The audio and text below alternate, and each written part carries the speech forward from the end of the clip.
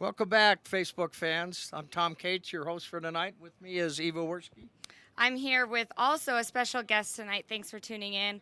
We are here with Reno Rosser, he's the boss of this rodeo. He's a big damn deal. Yep, Reno is the one who kind of makes sure that everything runs smoothly when the show's going on. He's the head of Flying U Rodeo, and we're going to ask him just what he does each day to get us going. Well, it starts early. We have over 600 head of livestock here at the rodeo that it takes to put on this rodeo. So, for our first and foremost responsibility every morning is the welfare of the livestock. Second, it start going through the paperwork and getting everything lined up, the day sheets, the contestants, the turnouts, and then getting the livestock here. All the livestock at the Reno Rodeo isn't actually on site. We have two satellite sites that we need just to house all the livestock, and so it's the logistics of getting them all here, getting them pinned up right, and then getting the 100,000 or the 1,000 volunteers all keyed up to make it all happen. Wished we had 100,000. Yeah. Reno, we have calves, we have steers for roping, we have steers for bulldogging, we have bucking horses, we have bulls. How many head do you think total we have here on the grounds? It's over 1,000. Well, not on the grounds, but in the all rodeo together, itself, there's over right. 1,000 head of animals that it takes. Yeah. So you can imagine herding and keeping track of 1,000 head of animals. And volunteers. And volunteers. We start early each day with slack, and tell us what happens there. Well, yeah. So along with the 1,000 volunteers, we actually have 20 full-time and part-time employees here as well that help with a lot of in the arena duties. So getting all that coordinated as well, getting slack over in a efficient manner is always a challenge, but we seem to pull through somehow. But we have a lot of help here. I mean, the Downey brothers. We probably get way too much credit, but it's kind of nice when we come to Reno because we have a little help. There's a subcommittee for the mutton busting. I mean, there's a subcommittee there's a committee for everything. And, the next town I go to, there's just a 5-person committee. Yeah. So it's kind of nice. Well, I know this is my 30th rodeo. Reno's been here the whole time that I have been here, and his dad, Cotton, of course, is a legend in rodeo business. So how many rodeos a year does Flying U do? We do anywhere between 40 to 50. So what a lot of people don't know, Reno, is that these cowboys' livelihood depends on the animals. Tell us a little bit about how the points work and how if these animals aren't in tip-top condition, the cowboys won't score well. Well, I mean, yeah, you don't get hired unless your stock's good. So, Yeah. I mean, that's just, but yeah, the livestock here, they're mostly on an alfalfa and oat hay diet and cob. But we're also given supplements. If you go out to these horse pens, we also have supplement tubs. So they're animal athletes, and I think you really have to treat them like that. Most of the livestock at the Reno Rodeo will only perform twice. So that's not asking a lot, and then they go home and they're in a pasture for the next 17 days before they head to the Ute Stampede. It's work way harder. Not a bad life. Yeah. So if I could come back, I want to be a bucking horse. Yeah, That's right. And to perform, they're only out there for 8 seconds. So and the animals that Reno brings us, I mean, they are beautiful. When you see the mares and the colts running out there in the arena, they're all fat, they're all slick. I mean, the babies are bright, and it's quite a sight. And I know that has been a real crowd pleaser.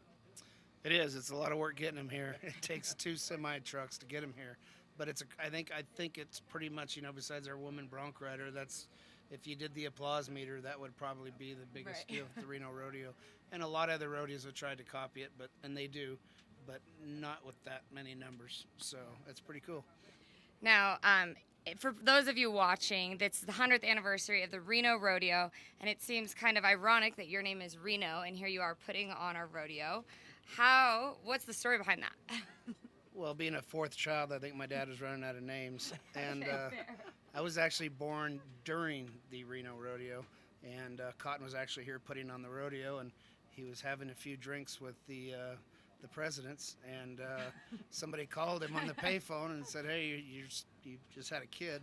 So he went to the airport and sucked on oxygen for about an hour, so he was sober enough to fly home, and yeah, And here can't we do have that now. the boss Yeah. of the Reno Rodeo, You bet. named Reno. And I know Reno, we see Reno out here with working the livestock and stuff, but he was actually a pretty good contestant. And also, I think you fought bulls too, didn't you? Yeah, I fought bulls for 15 years, rode saddle broncs, steer wrestle, and would team rope. from time to time, but it was just too hard to compete and then worry about the production at the same time. I'd be backing in the box and the steer wrestling and looking at the buck and shoots instead of paying attention to what I'm doing, making sure the horses are loaded. So it was just way too tough. I had to pick, and as my dad got older, he needed some more help, and I wanted to take some of the responsibilities, not away from him, but to let him just relax and enjoy the show, which is what he does now. He does, yeah. And we see your dad at 91 years old in the arena every night. And we're really thankful to have you here on the 100th anniversary. We would not be able to put on our Reno Rodeo without Flying U. Every year you're here putting on the show. We're thankful for that. Now, what has this year felt different just because of the 100th anniversary? Well, that's one of the tough challenges here. Mike, who's a great guy, but he's also a numbers guy. So I wanted to do a lot of cool things for this rodeo, and a lot of cool things have happened to really make it the 100th that it should be. But I begged and pleaded to have women's bronc riding. Which we do. And we did. Yeah. And I finally got Mike to do it, and God, it's getting all kinds of views on the Wrangler Network, and it's been a real neat year. And I'll tell you the nicest thing. I don't know about you, but I'm not a heat guy, and the weather this week has been. The weather this week has just been wonderful. Cold. Bring your jackets. Bring your jackets, but you're not going to be sweating. Yeah. It's comfortable, and the pyro this year has been phenomenal. Probably the best, theatrical effects that we've had ever here at the Reno Rodeo. The arena, the breaking the record in the saddle bronc riding. Yes, Friday night. Friday night on the same exact horse that it was set on. So a lot of cool things have happened, and even tonight towards the end of the rodeo, we got some great matchups. So absolutely.